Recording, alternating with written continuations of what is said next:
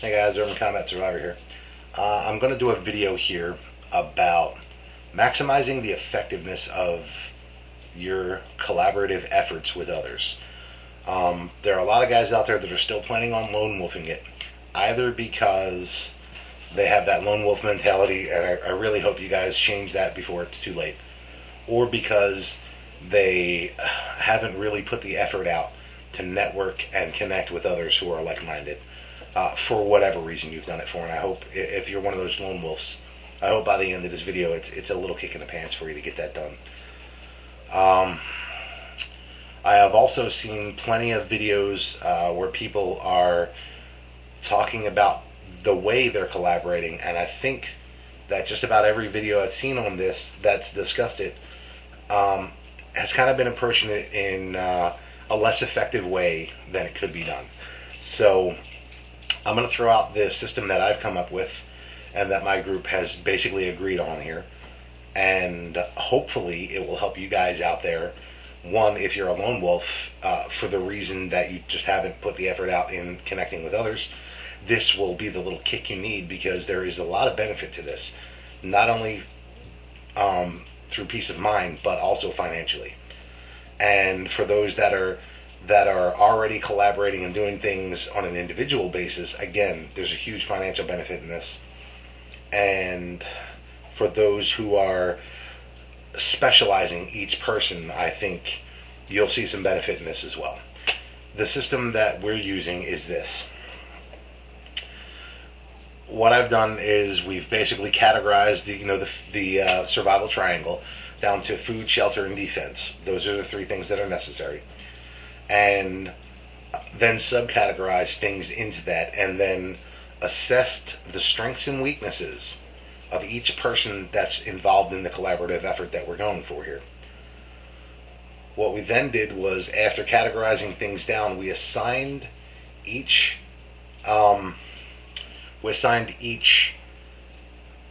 area, I guess, of preparation to the person who had the greatest strength in that area. And what we further did was we backed that up with the next person in line who had the greatest strength in that area, so that there's not just one person learning something or doing something. There's someone who's right behind them and learning that as well. That's effective in a lot of ways for a lot of reasons, not least of which is if something happens where that one person can't make it, there's always a backup. Another thing that makes that effective is a lot of people work better in buddy groups, and you keep each other on point and that kind of thing. But anyway, I think that I hope I got that across. What we did was we broke things down into food, shelter, defense, and then assigned the different things. And I'm not going to go into every single thing, but the basic idea that I hope I can get across here is this. Different categories, for instance, repair and maintenance. I think a lot of preppers probably haven't thought too much about this one, but you're going to need a stockpile of certain kinds of things for repair and maintenance. I'm not talking pallet loads of stuff in your basement or whatever, but you are going to need tools, basic hand tools. You're going to need screws. You're going to need hammers. You're going to need nails. You're going to need hand saws and repair items, maybe some plywood, maybe some 2x4s, maybe rolls of plastic, whatever it is like that. What we did was we assigned the repair and maintenance stuff, extra piping, extra faucets, to one person in our group who had the greatest strength in that, and then another person who had strength in that area as well is backing that up. Growing food went to one person. I've mentioned him before. Now he's going to be primarily focused on learning how to effectively grow food and maximize the yield from that. That's what he's concentrating on largely. Another person is the one in charge of building an effective reference library for that group. Now, again, each one of these is backed up as best we can do. But what this is doing is this: the guy who's concentrating on repair and maintenance, he's putting his investment above food prep and that kind of thing. He's putting his investment into that so that others do not have to. So because he's doing that, The guy who's doing the food can then concentrate his financial investment into trying different kinds of seeds, learning which ones are the most effective, learning which basic things towards that end, and investing in those are going to be the most effective for us. The guy who's doing, looking at best urban defenses and improvisation and that kind of thing, can concentrate his efforts on those things, so that when I go spend $250, one of my things was none of us are really that familiar with firearms. So my thing was I had to do the research on that, and I purchased the first firearms and that kind of thing in the group. Mind you, none of us had a firearm more than 3 months ago, I guess. So each one of us is concentrating on a different thing. What this helps do is we each only have so many hours in a day. Rather than running around like a chicken with your head cut off and reinventing a wheel that someone else you're working with may have already done, have already figured out, or may have already prepped. That's time and financial resources that you can then focus elsewhere, because it's already taken care of. Now, my collaborative group, and I assume anyone else who's really working together, is going to meet in a centralized location. So we're also going to store the bulk of our stuff there.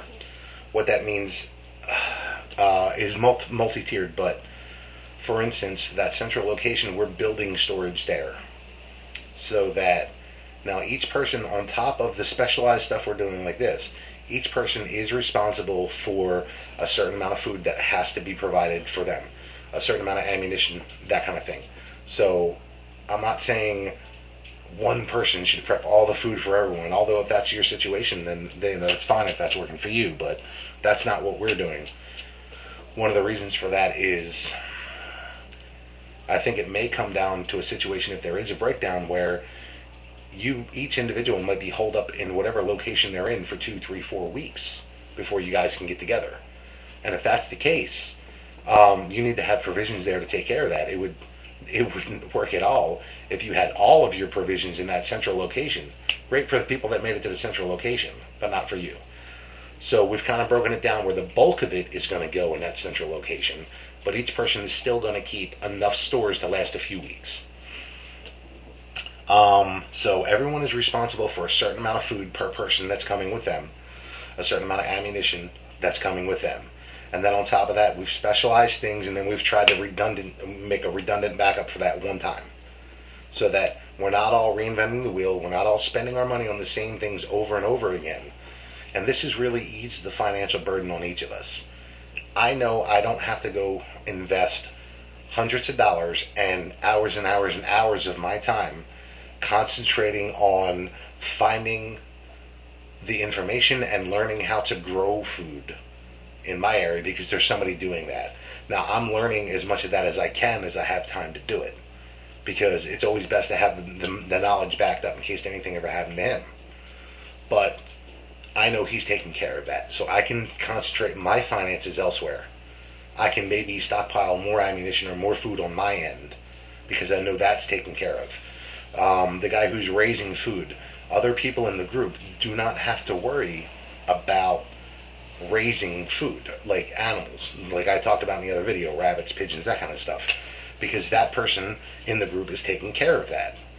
So again, there's always good to keep a backup and a redundancy and have the basic knowledge passed along to others just in case, but that's a financial burden that doesn't have to be borne by the others in the group redundantly. Or everybody can, in some situations, everybody's putting in a few bucks towards this thing. Because, let's face it, the economy sucks, and none of us are going to be able to afford to do everything